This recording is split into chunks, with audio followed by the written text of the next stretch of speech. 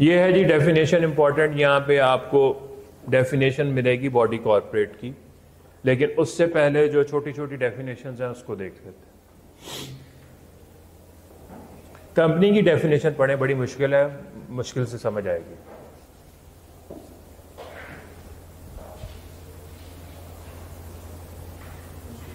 मुश्किल ही है ना। कंपनी की समझ आ गई कि कंपनी क्या होती है?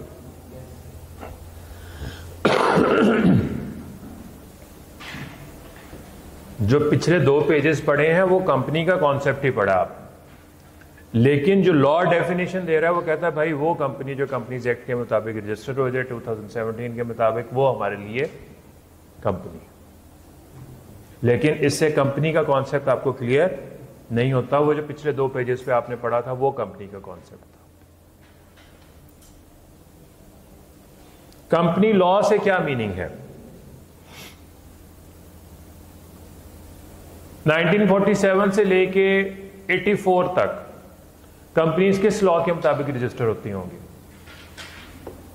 1913 का कंपनीज एक्ट, 84 के बाद 1984 का ऑर्डिनेंस। तो क्या वो इलीगल होगी? नहीं। अभी जो 2017 के बाद रजिस्टर होंगी वो 2017 के एक्ट के मुताबिक होंगी। उससे पहले वाले जो एक्ट्स थे उसको कंबाइंड तौर पे हमने क्या कहा है? Company law. Company law means the repealed companies act. Repealed का क्या मतलब होता है? Cancelled. 1913 companies ordinance, 1984 companies ordinance 2016 and includes companies act 2017। मैंने कल आप लोगों से एक क्वेश्चन पूछा था कि ऑर्डिनेंस की मुद्दत क्या होती है? 120 दिन का होता है। तो यार ये 84 में भी एक ऑर्डिनेंस था, वो आज भी ऑर्डिनेंस ही कहलाता है। 2016 का ऑर्डिनेंस की बात की गई है, वो भी ऑर्डिनेंस है। ये क्या चक्कर है?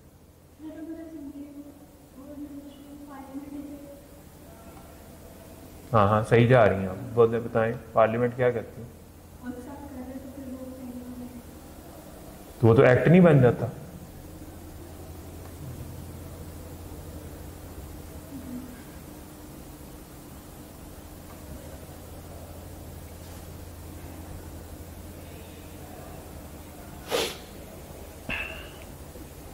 सबसे ज्यादा लेजिस्लेशन 60s में पाकिस्तान में हुई, लॉ मेकिंग 80s में हुई, 60s में 10 साल के लिए, 80s में 10 साल के लिए पाकिस्तान में किन लोगों की हुकूमत थी? अगर आपने कोई हिस्ट्री पढ़ी हुई है।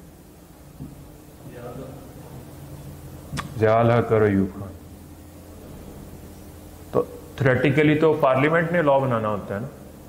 वो जो 10-10 साल में ये जो बंदे लॉज बनाते रहते हैं ना, तो जब वो बाद में इलेक्शन करवाते हैं और ये जमहूरी हुकूमतें आती हैं, तो टेक्निकली वो जो लॉज बने होते हैं उनके लिए उनको एक लीगल कवर देना होता है।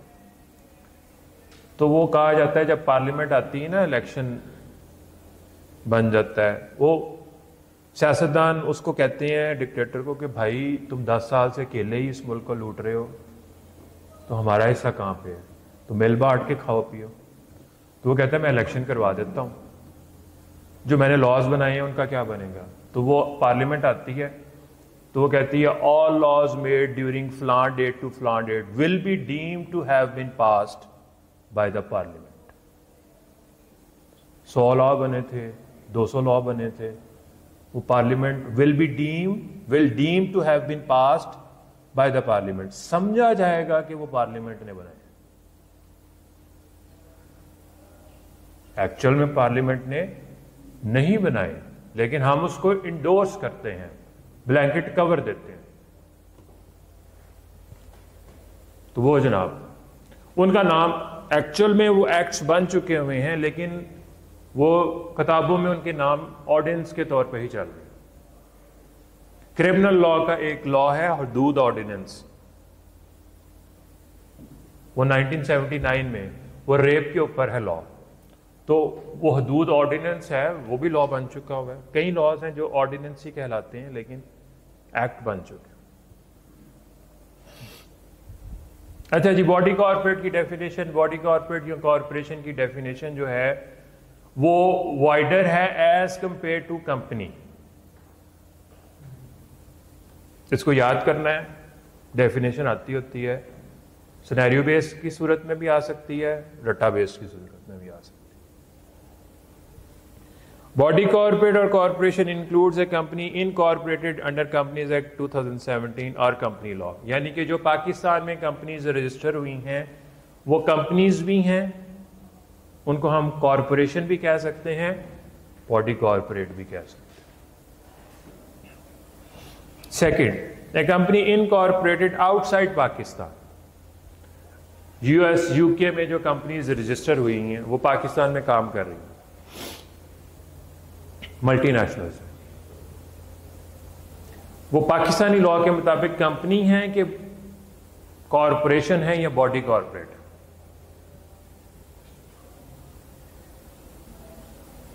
अभी आपने ऊपर कंपनी की डेफिनेशन पढ़ी है, पाकिस्तानी लॉ के मुताबिक कंपनी कौन सी है? जो पाकिस्तान से बाहर रजिस्टर हुई वो हमारे लिए कंपनी है कि कॉरपोरेशन या बॉडी कॉर्पोरेट? कॉरपोरेशन या बॉडी कॉर्पोरेट? वो कंपनी नहीं है हमारे लिए।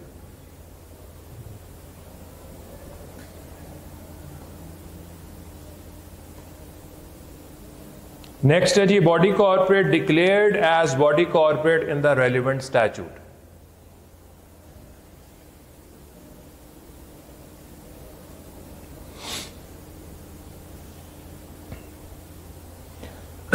कई इदारे through act of parliament create होते हैं। आप लोगों का आई कैप का कोई लॉ है, किसी को पता है? आई कैप इदारा है ना, ये किस लॉ के मुताबिक रजिस्टर हुआ, किस लॉ के मुताबिक क्रिएट हुआ है, किसी को पता है?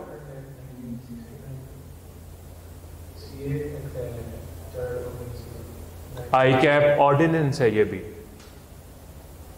देख, निकाल कर देख लो गूगल से। आई कैप ऑर्डिनेंस 1962 है, 61 है या 62 है।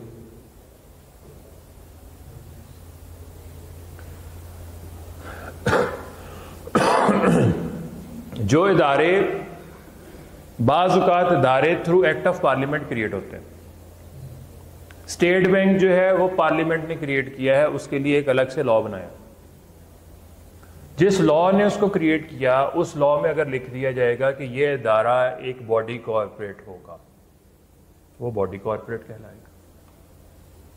पब्लिक सेक्टर यूनिवर्सिटीज और प्राइवेट सेक्टर यूनिवर्सिटीज में क्या डिफरेंस होता है?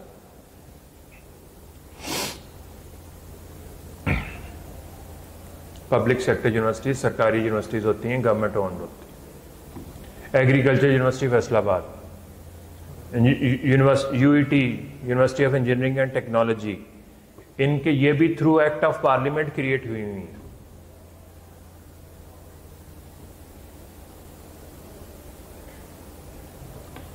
बॉडी कॉर्पोरेट की डेफिनेशन पे वापस आ जाएं।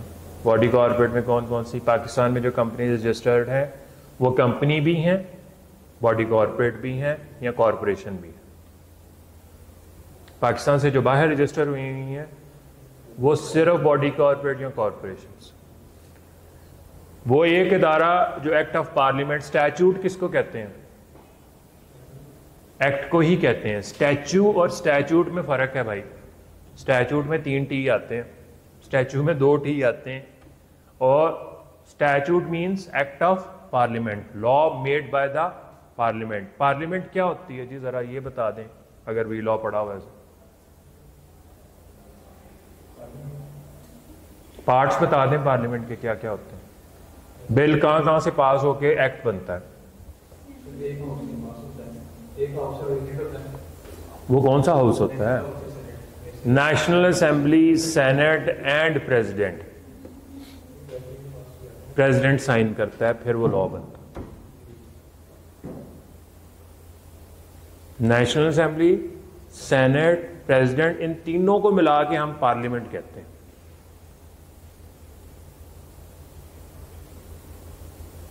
एक लॉ पार्लियामेंट ने क्रिएट किया, एक इदारा क्रिएट किया गया, उस इदारे को उसने कह दिया कि ये क्या होगा, बॉडी कॉर्पोरेट होगा। तो वो बॉडी कॉर्पोरेट कहलाएगी। अब नीचे एग्जांपल्स पढ़ लें जी, 3, 4, 5।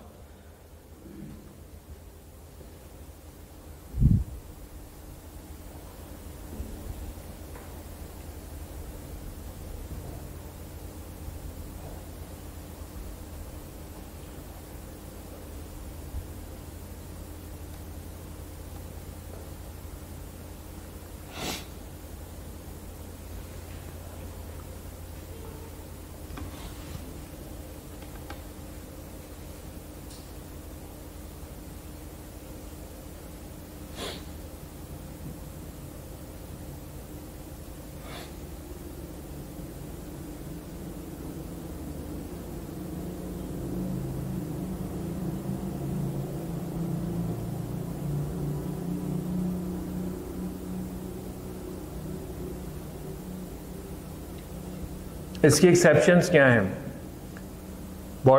कोऑपरेटिव सोसाइटीज, कोऑपरेटिव सोसाइटीज जो हैं वो कंपनीज एक्ट के मुताबिक रजिस्टर नहीं होती, वो कोऑपरेटिव सोसाइटीज एक्ट 1925 के मुताबिक रजिस्टर होती हैं। ठीक है। वापडा सिटी का नाम सुना है? इसका असल नाम सुन लें, वापडा एम्प्लॉइज कोऑपरेटिव हाउसिंग सोसाइटी।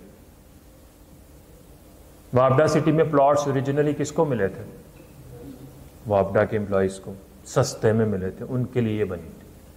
कल को चार्टर्ड अकाउंटेंट्स के लिए आई कैप एक हाउसिंग प्लॉट ये जो है सोसाइटी बना देती, कोऑपरेटिव हाउसिंग सोसाइटी। तो वो किस लॉ के मुताबिक रजिस्टर होगी?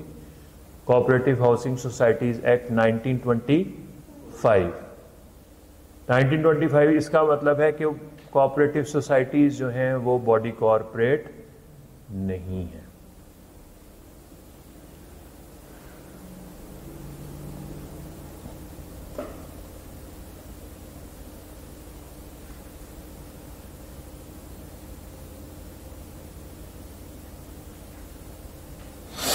Any other entity not being a company defined in Companies Act 2017 or any other law for the time being in force, which the concerned minister of the federal government may by notification specify in this behalf। हाँ जी, अजीब English है कि नहीं है?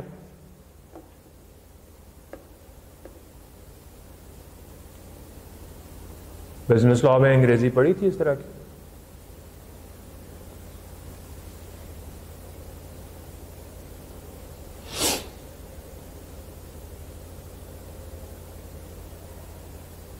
Example 6 पढ़ेंगे, फिर इसको explain करता हूं।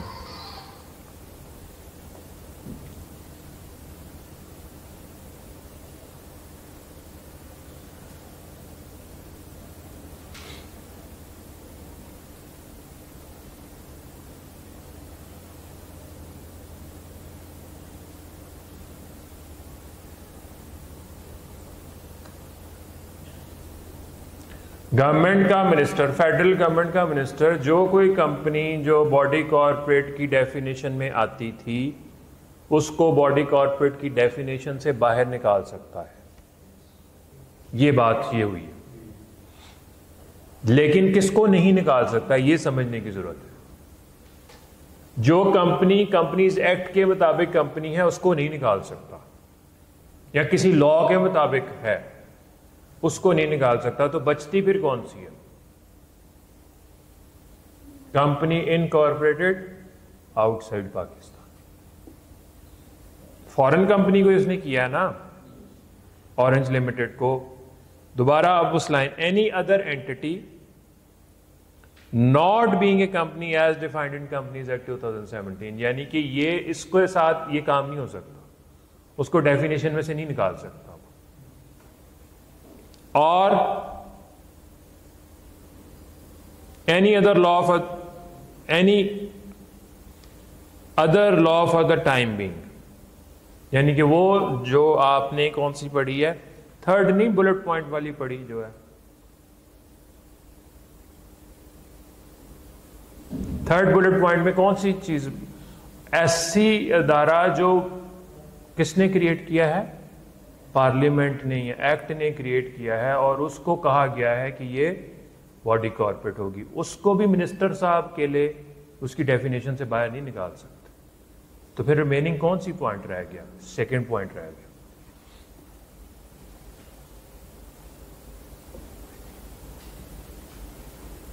अगर आप टेक्निकली देखें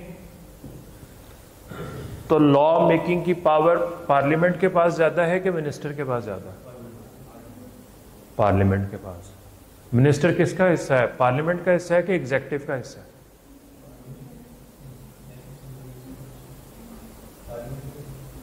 पार्लियामेंट का भी है, क्या एग्जेक्टिव का है कि नहीं है? एग्जेक्टिव क्या होता है? गवर्नमेंट को एग्जेक्टिव 3 इदारे होते हैं मुल्क के जो आइन बताता है। पार्लियामेंट लॉ मेकिंग करती है, एग्जेक्टिव वर्ड निकला है एग्जीक्यूट से, उन लॉज को इंप्लीमेंट या एग्जीक्यूट कौन करता है? एग्जेक्टिव। एग्जेक्टिव में कौन शामिल है? प्राइम मिनिस्टर, उसकी कैबिनेट, जितने सरकारी अफसरान हैं, जितने सरकारी महकमे, वो तमाम एग्जेक्टिव है। और तीसरा इदारा है जुडिशरी का।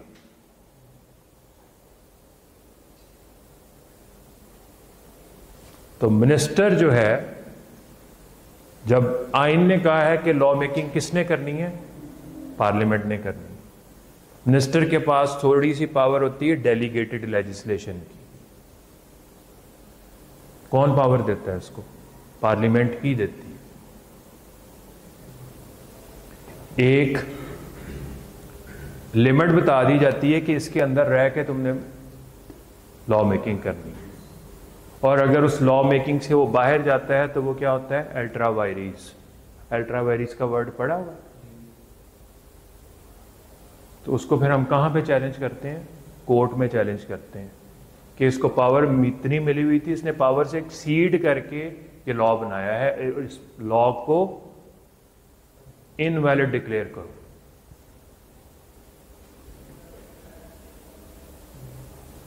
बॉडी कॉर्पोरेट की डेफिनेशन में 3 चीजें शामिल हैं। कोऑपरेटिव सोसाइटीज शामिल नहीं हैं, और मिनिस्टर इंचार्ज चाहे तो उस डेफिनेशन में से किसी एक को बाहर निकाल सकता है। और वो ऑप्शन क्या समझ आ रही है? जो कंपनी पाकिस्तान से बाहर रजिस्टर है उसको बॉडी कॉर्पोरेट की डेफिनेशन से बाहर निकाल सकता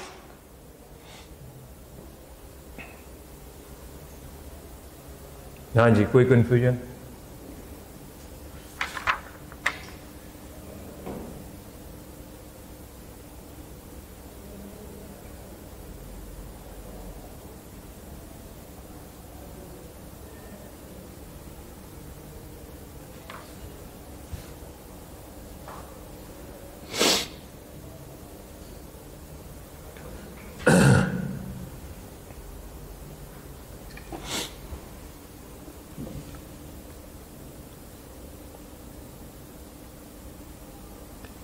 इसमें जो डेफिनेशन लिखी गई है, इसमें जो फॉरेन कंपनी की बात की गई है, जो कंपनी इनकॉर्पोरेटेड आउटसाइड पाकिस्तान है, क्या उसका पाकिस्तान में बिजनेस करने का कोई जिक्र किया क्या है? यहाँ पे नहीं किया गया।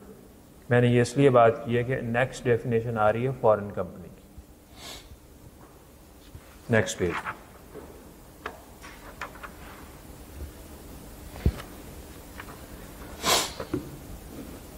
Foreign company means any company or body corporate incorporated outside Pakistan, which has a place of business or liaison office in Pakistan, whether by itself or through an agent, physically or through electronic mode, conducts any business activity in Pakistan in any other manner as may be specified.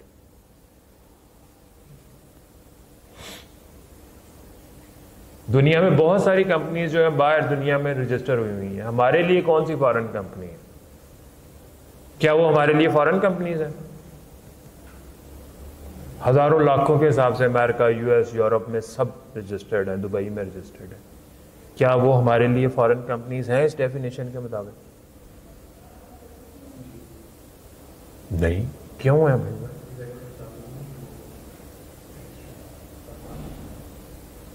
वो body corporate कहा गया है भाई उसको। यही तो बात की थी आपसे मैंने। फॉरेन कंपनी किस सूरत में वो हमारे लिए बनेगी? जब वो पाकिस्तान में को काम कर रही है, उसका कोई एजेंट है पाकिस्तान में, लायजॉन ऑफिस है पाकिस्तान में, वो फिजिकली मौजूद है या इलेक्ट्रॉनिकली मौजूद है पाकिस्तान में। पाकिस्तान से लिंक क्रिएट करेंगे तो वो फॉरेन कंपनी बनेगी इस डेफिनेशन के मुताबिक। एक कंपनी जो है वो पाकिस्तान में किसी तरह भी बिजनेस नहीं करती, बाहर रजिस्टर्ड है, वो इस डेफिनेशन के मुताबिक फॉरेन कंपनी बन गई।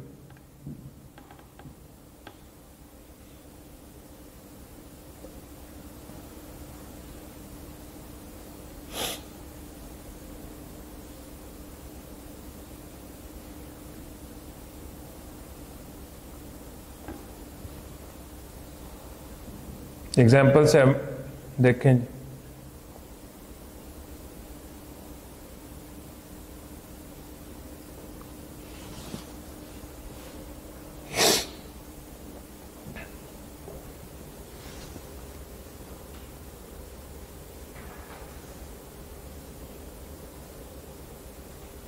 तो ये याद रखें कि अगर आपने डिफ्रेंशिएट करना है, उसने एग्जांपल्स में वो जो नीचे एग्जांपल्स दी गई हैं बॉडी कॉर्पोरेट में, उसने वो जो फॉरेन कंपनी था उसका पाकिस्तान में बिजनेस करवाया है थोड़ा सा। लेकिन अगर डेफिनेशन की लिटरल मीनिंग लें तो उसने से कोई नहीं कहा कि पाकिस्तान में वो बिजनेस कर रही हो। वो सिर्फ ये कह रहा है कि पाकिस्तान से बाहर जो रजिस्टर्ड हैं वो हमारे लिए बॉडी कॉर्पोरेट या कॉरपोरेशंस हैं। हमारे लिए फॉरेन कंपनी कौन सी है?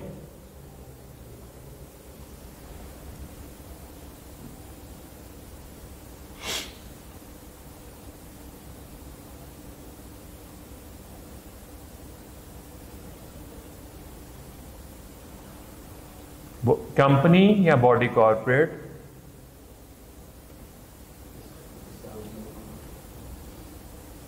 जो पाकिस्तान से रजिस्टर्ड बाहर है पाकिस्तान से, लेकिन वो पाकिस्तान में उसकी कोई मौजूदगी।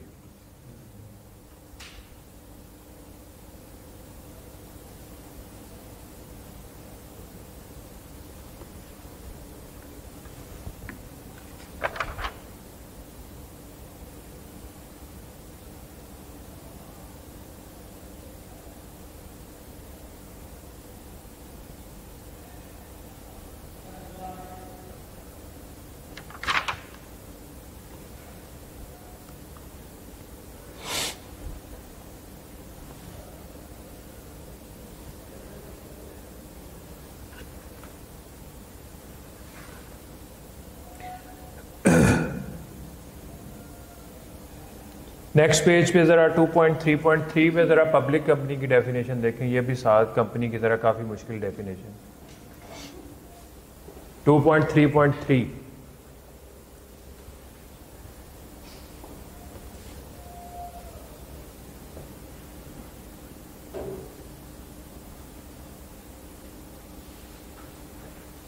पब्लिक कंपनी कौन सी कंपनी है? जो प्राइवेट नहीं।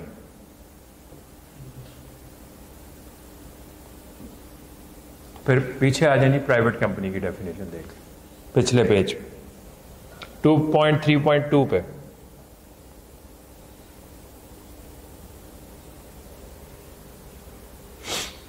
इसकी 3 रिस्ट्रिक्शंस हैं।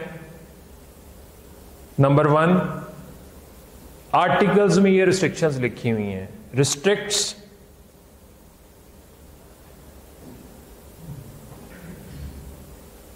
the right to transfer its shares, limits the number of its members to 50, not including persons who are in the employment of a company। 2 से लेके कहां तक जाएंगे इसके मेंबर्स? 50 तक। एम्प्लॉयज इसके मेंबर्स नहीं होते। prohibits any invitation to the public to subscribe for the shares or debentures of the company। Shares investment, debentures कर्जा। आप कंपनी में 2 तरह इन्वेस्टमेंट कर सकते हैं, शेयर्स की सूरत में, कर्जे की सूरत। फर्क क्या होगा? अगर आप डिबेंचर होल्डर हैं तो कंपनी वाइंड अप होगी तो आपका राइट पहले है, आपका कर्जा वापस होगा, और शेयर होल्डर का राइट बाद में है। आपकी मर्जी है, आप कंपनी में डिबेंचर्स खरीद लें, आप कंपनी में शेयर्स खरीद लें। रिस्ट्रिक्शन लगाने का क्या मतलब है प्राइवेट कंपनी में शेयर्स की ट्रांसफर पे? ये प्राइवेट कंपनीज जो होती हैं ना, आमतौर पे वो बेसिकली क्या होती हैं, फैमिली बेस्ड पार्टनरशिप्स ही होती हैं, जिसको कंपनी रजिस्टर करवा दी। हम एज फैमिली एक कंपनी रजिस्टर करवाते हैं और हम कहते हैं कि आउटसाइडर ना आए बीच में, तो हम रिस्ट्रिक्शन लगा देते हैं कि भाई अगर शेयर्स बेचने हैं ना तो हमारा कंसेंट लेके बेचने हैं या हमें बेचने हैं, हमने बाहर वाले को एंटर नहीं करना कंपनी में। ये रिस्ट्रिक्शन लग सकती है। कोई एक रिस्ट्रिक्शन भी इसमें से गायब हो गई तो वो क्या बन जाएगी? पब्लिक। पब्लिक की आगे से दो कैटेगरीज हैं, public listed, public unlisted. Public listed के शेयर्स आपको स्टॉक एक्सचेंज पे अवेलेबल होते हैं, पब्लिक अनलिस्टेड के शेयर स्टॉक एक्सचेंज पे अवेलेबल नहीं होते। हम एक कंपनी बनाते हैं, बेशक हम उसके 10 मेंबर्स हैं, और कहते हैं कि भाई कोई रिस्ट्रिक्शन नहीं है शेयर्स की ट्रांसफर पे। हम प्राइवेट कंपनी है कि पब्लिक है, लेकिन हम पब्लिक लिस्टेड नहीं है, अनलिस्टेड। प्राइवेट कंपनी की डेफिनेशन इंपॉर्टेंट, बॉडी कॉर्पोरेट की डेफिनेशन इंपॉर्टेंट।